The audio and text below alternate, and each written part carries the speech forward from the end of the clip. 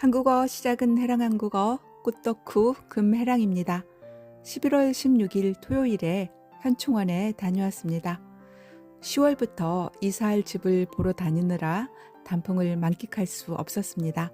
살 집을 간신히 구하고 저에게 작은 선물을 주고 싶어 단풍 보러 현충원에 왔습니다.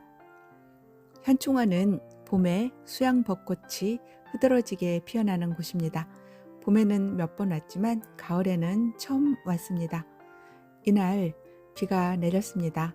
비 그치면 추워진다고 하니 마지막 단풍 나들이가 될 것 같습니다. 휴일이었지만 비가 와서인지 관람객이 거의 없었습니다. 동작역 4번 출구로 나와 동문으로 입장했습니다. 아무 계획 없이 단풍이 보이는 대로 발길을 옮겼습니다. 벚나무 잎은 거의 졌고 은행나무 잎은 떨어지고 있었고 단풍나무는 불타오르고 있었습니다. 동문 입구 연못가 이승만 대통령과 박정희 대통령 묘소 부근에 단풍나무가 많았습니다. 이승만 대통령 묘소 가는 길에 단풍이 붉게 물들었습니다. 나무에 단풍이 드는 이유는 나무가 낙엽 만들기를 준비하기 때문입니다. 가을이 되면 나무는 나뭇잎으로 가는 물과 영양분을 차단합니다. 그러면 나뭇잎에 있는 엽록소가 햇빛에 파괴됩니다. 엽록소가 줄어들면 엽록소 때문에 보이지 않았던 다른 색소가 드러나면서 나뭇잎이 다양한 색을 띠게 됩니다. 작년 단풍은 정말 볼품 없었습니다. 올해는 단풍이 늦게 오기는 했지만 곱게 물들고 가을을 보내는 것 같습니다. 11월 초까지도 현충원에 붉은 단풍잎이 많지 않았다고 합니다. 11월 중순에야 늑장 단풍이 들었습니다.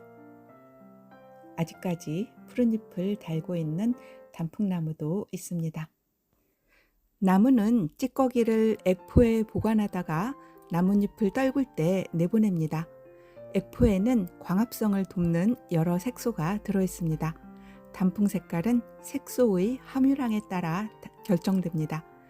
안토니시안이 많으면 빨간색, 카로티노이드가 많으면 주황색, 크산토필이 많으면 노란색, 타닌이 많으면 갈색으로 변합니다. 이승만 대통령 묘소를 보고 계신데요. 이승만 대통령 역사적 평가를 두고 첨예하게 대립하고 있지요. 인간의 삶이 완벽할 수 없습니다. 역사적 공과를 모두 인정하고 성역화나 악마화를 하지 않으면 좋겠습니다. 이승만 대통령 묘소를 보고 붉은 빛을 따라가다 보니 박정희 대통령 묘소로 가는 길이 나왔습니다.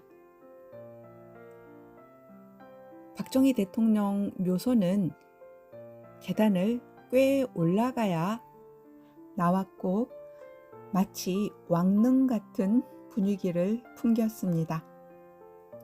박정희 대통령 또한 추종자와 비판자들이 극심하게 대립하는 논란의 인물이지요.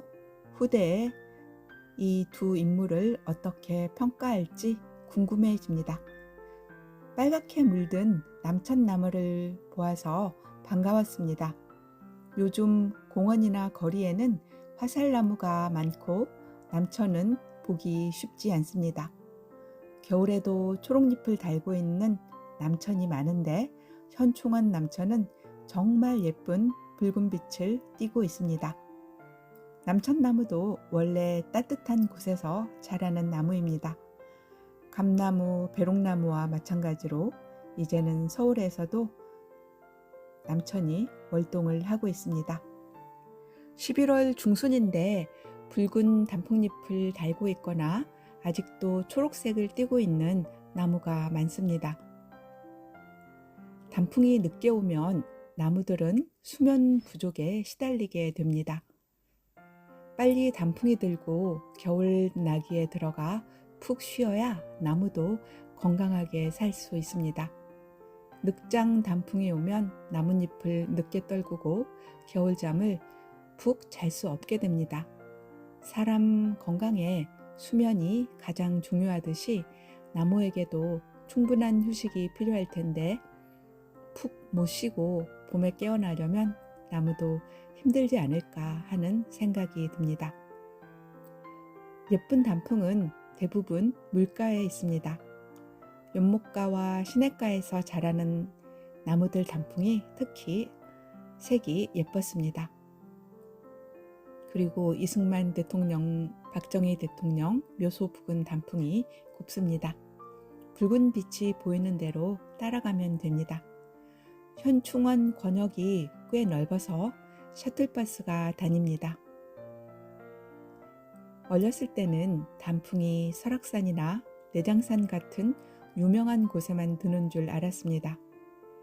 가을이 되면 상록수를 제외한 대부분의 풀과 나무가 단풍에 들고 논두렁, 밭두렁, 이름 없는 언덕과 산에도 단풍이 든다는 것을 나중에 알았지요.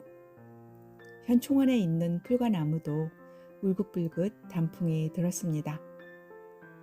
상엽 홍어 2월화, 설이 맞은 잎이 2월에 피는 꽃보다 붉구나.